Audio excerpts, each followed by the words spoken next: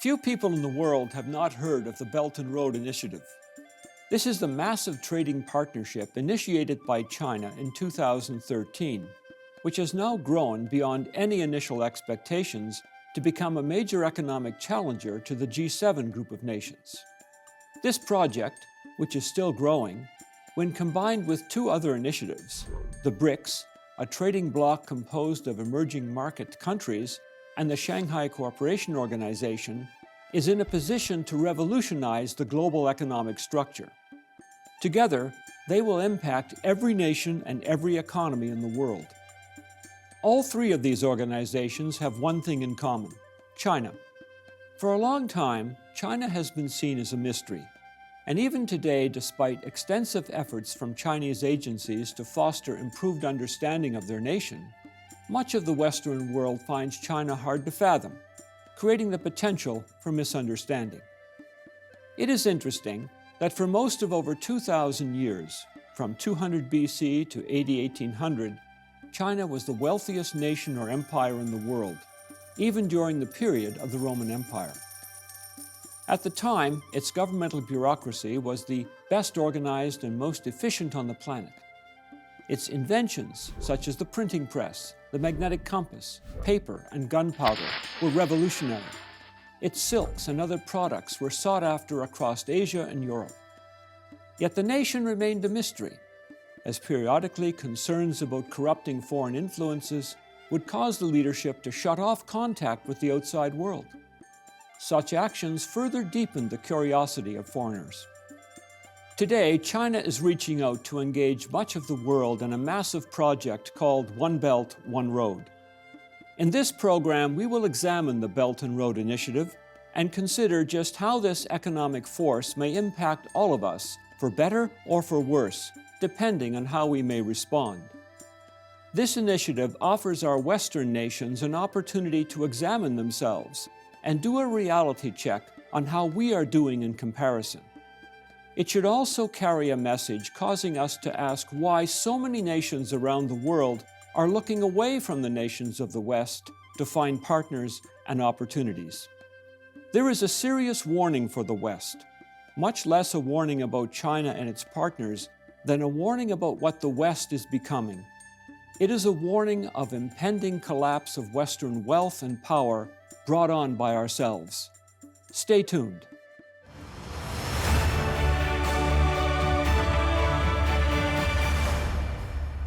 What is the background to China's present political and economic situation and ambitions?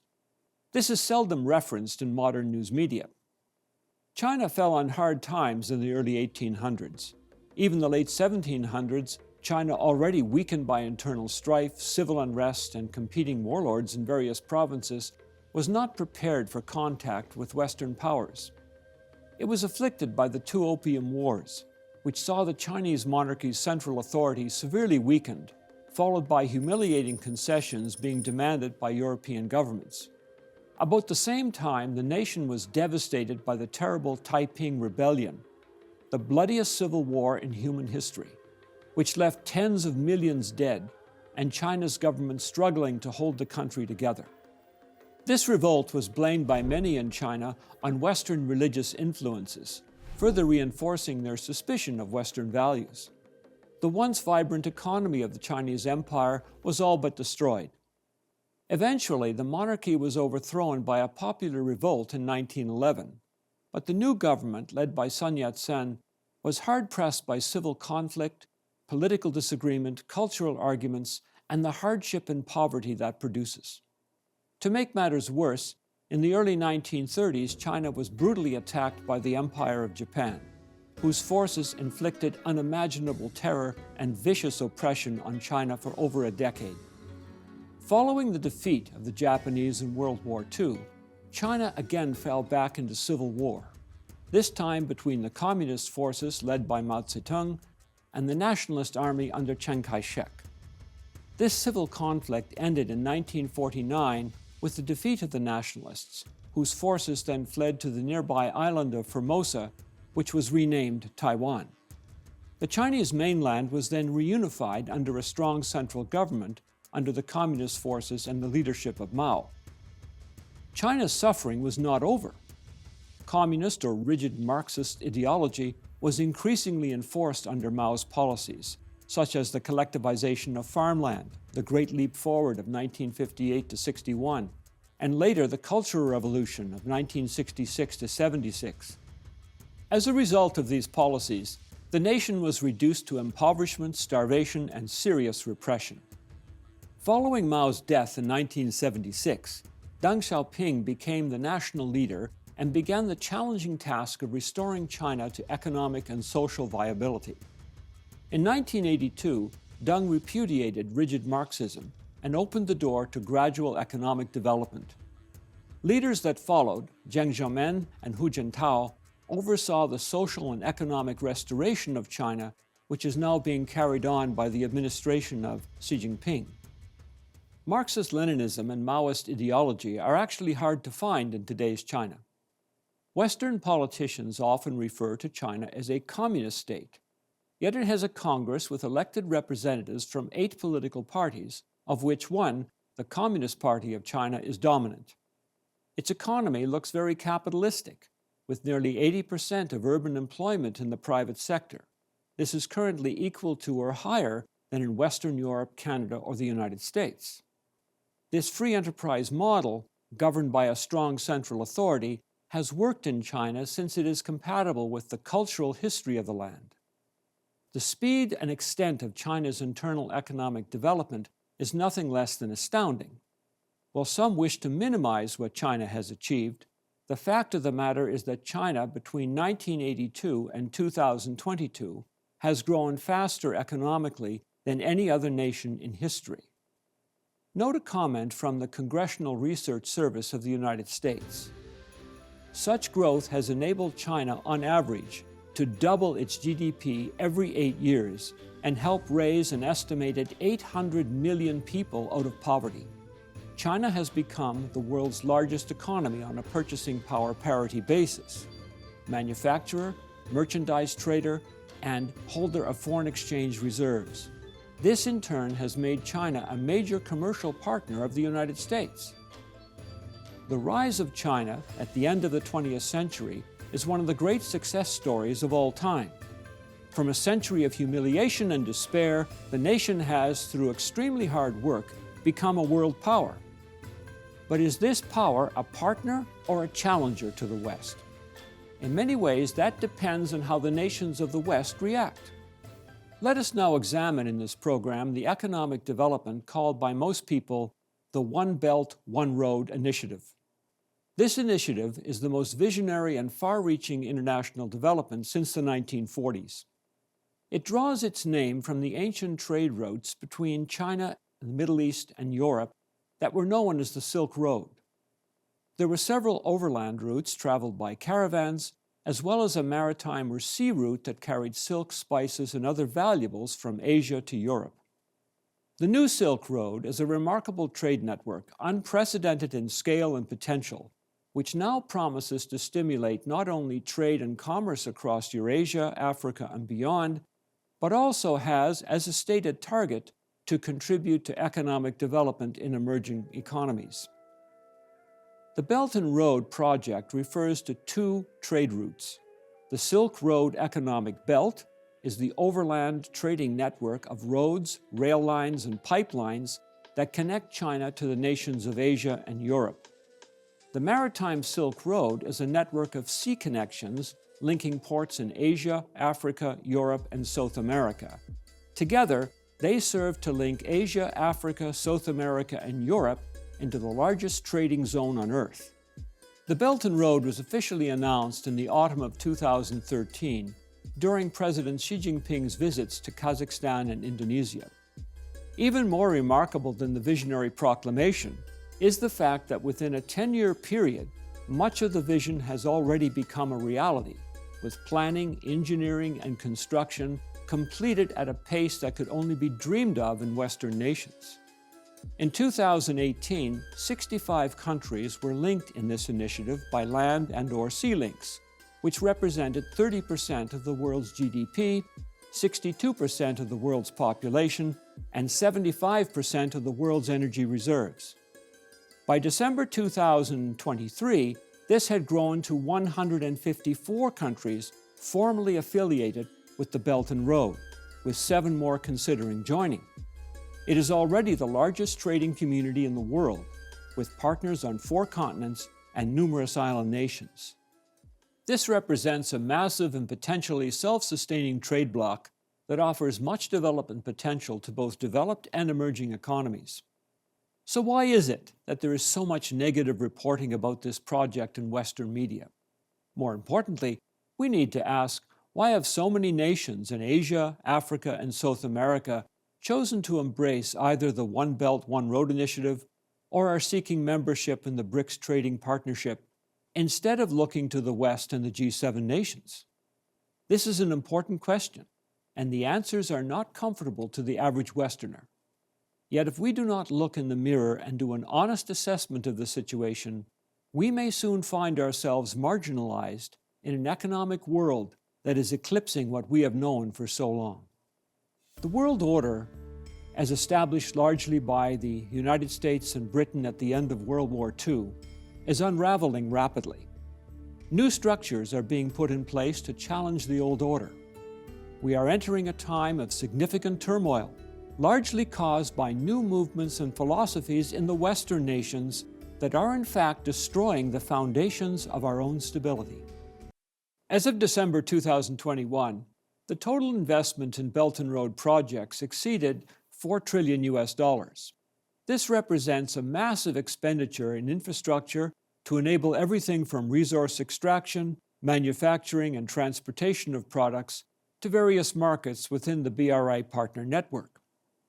Yet in Western-based media, one frequently reads of decline in investment in the BRI and developing nations who are involved in being caught in debt traps and other problems that would cause one to conclude that the project is a failure and will soon fall apart.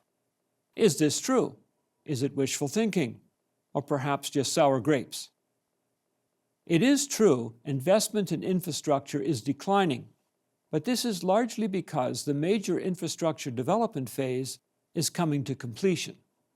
A report by the Chartered Institute of Building, the world's largest and most influential professional body for construction management, in a report entitled From Silk Road to Silicon Road, How the Belt and Road Initiative Will Transform the Global Economy, published in 2019, states, "A key finding from this report is that the Belt and Road will boost world GDP by $7.1 trillion per annum by 2040.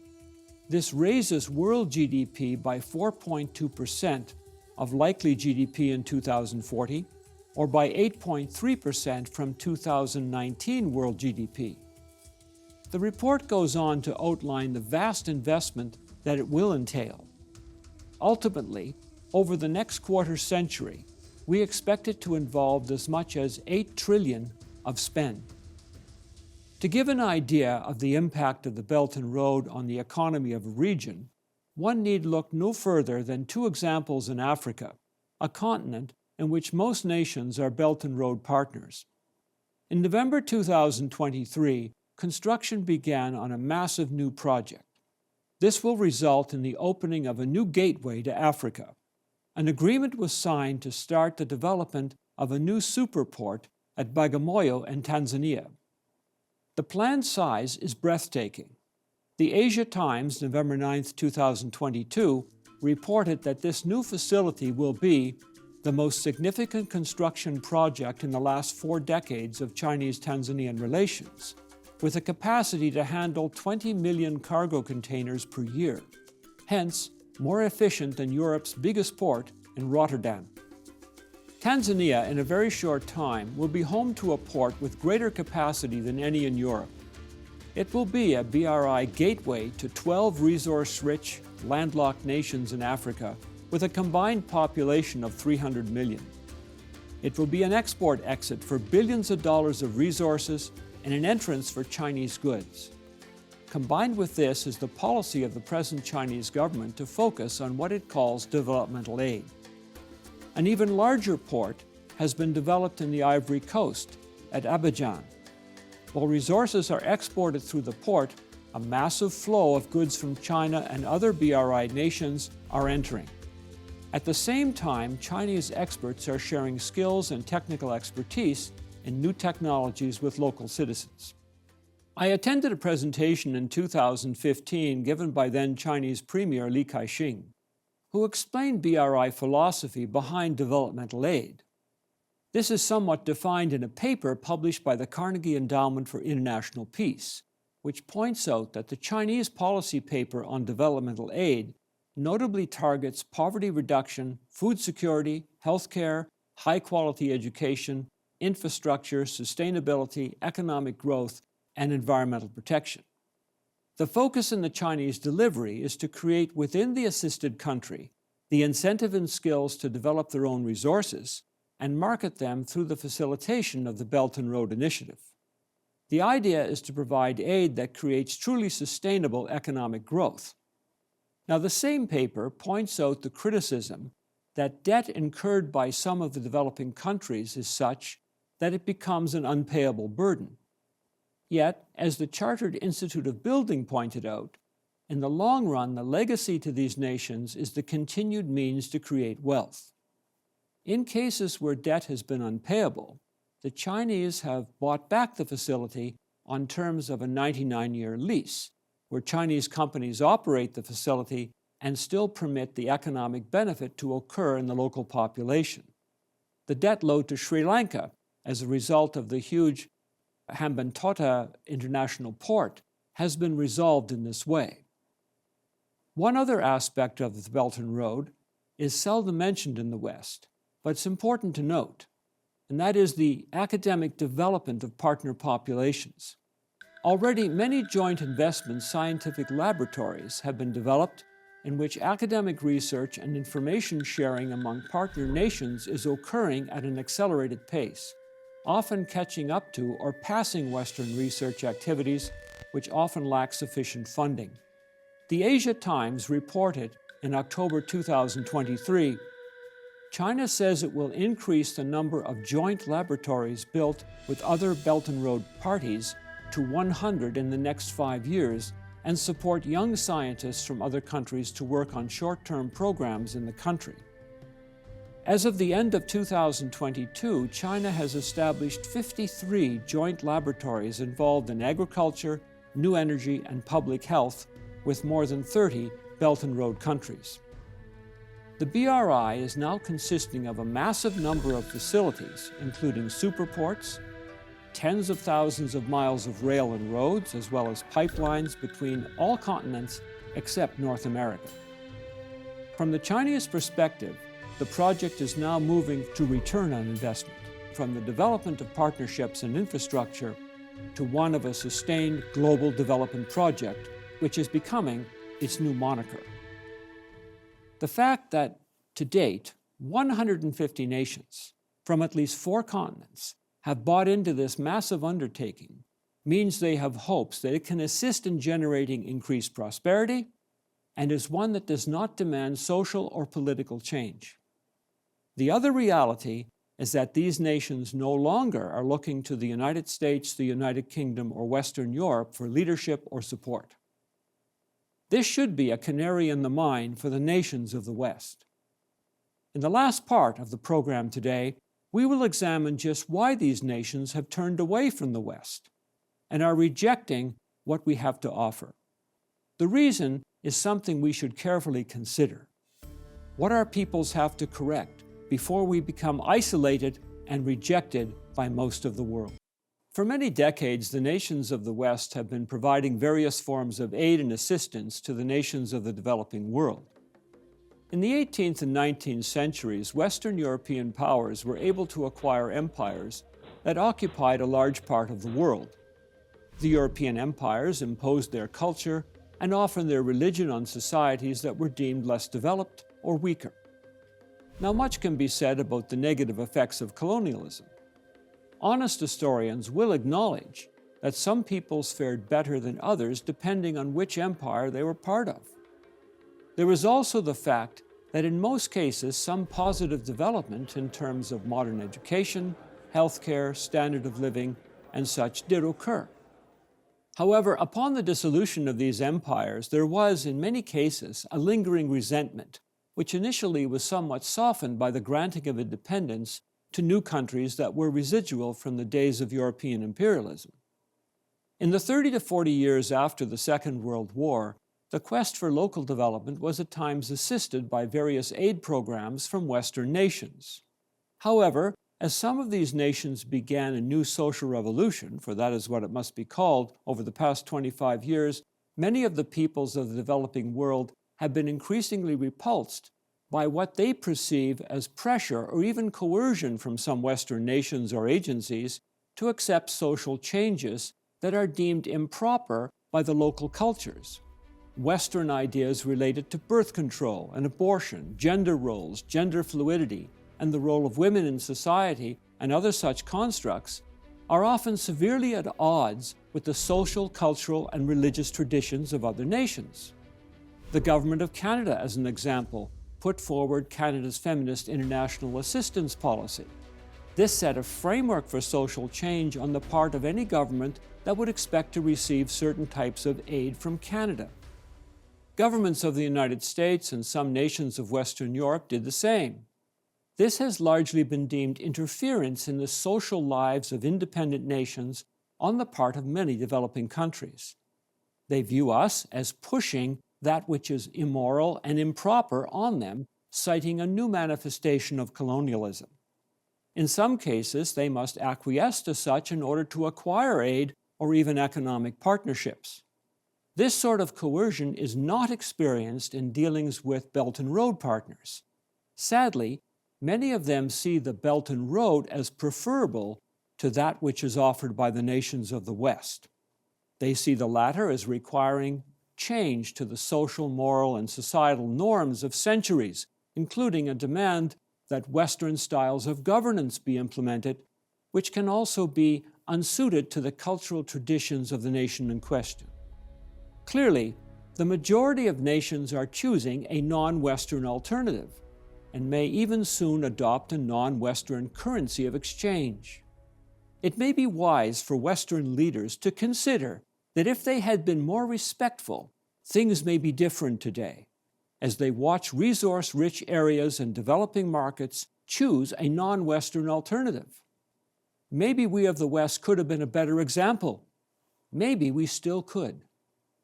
2 millennia ago, one of the greatest scholars of his day wrote down some advice, which, if it had been followed, would have resulted in a different view of the West and would have been very good for business. Let nothing be done through selfish ambition or conceit, but in lowliness of mind let each esteem others better than himself. Let each of you look out not only for his own interests, but also for the interest of others. As we at Tomorrow's World have shown through both biblical and historical evidence over the years, the nations of the Anglo-Saxon world and some of the peoples of Western Europe are clearly identified in biblical prophecy.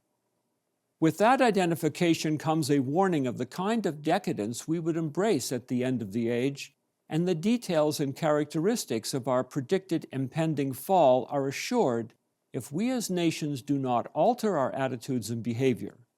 Many nations in the world view our peoples as corrupt, immoral, and violent. They no longer believe we are seeking the best interest of others. Long ago, Israel was warned that there would be severe consequences for repudiating the guidance provided to them by God, who had made himself accessible to them through his teachings and laws. There were severe penalties for violating a way of life that defines what morality and decency should be. Israel was prophesied to become, for a time near the end of the age, a great and powerful entity that would be unchallenged. However, if they departed from the morality defined by God through the text that he preserved for them, they would afterwards be hated by the nations of the world who would turn on them because of their ways. As we conclude, think of this. There are 195 recognized nations in the world today. At present, 150 are members of One Belt, One Road, with others considering joining. It is not popular to say this, but the English-speaking world and their Western European allies are having their modern culture rejected by the vast majority. There is a cause for every effect. We have stepped so far away from the directions of biblical law, especially in the last few decades, that we are losing the respect of the world due to our behavior and even the behavior of those who would lead our peoples. We like to put the blame for our problems on other nations, when we should really be looking in the mirror, doing some self-reflection and correcting behaviors that are self-destructive. It is not too late to change this, and this change must come from all walks of life, but especially from the leaders of the nations. I hope you will take the opportunity to order our special DVD, The Collapse of World Order. This DVD outlines some of the key causes of the impending collapse of our Western civilization. The rejection of the family and the concept of the patriarchy, a repudiation of proper morality and excessive greed are destroying us. Please join us again next week when Gerald Weston, Michael Haycoop, and I will bring you not only the truth of today's world, but the hope of a great and wonderful future that does lie ahead in tomorrow's world. I hope you enjoyed this video. If you did, press the like button and subscribe to our channel. Clicking the notification bell will ensure that you are notified anytime a new video is published.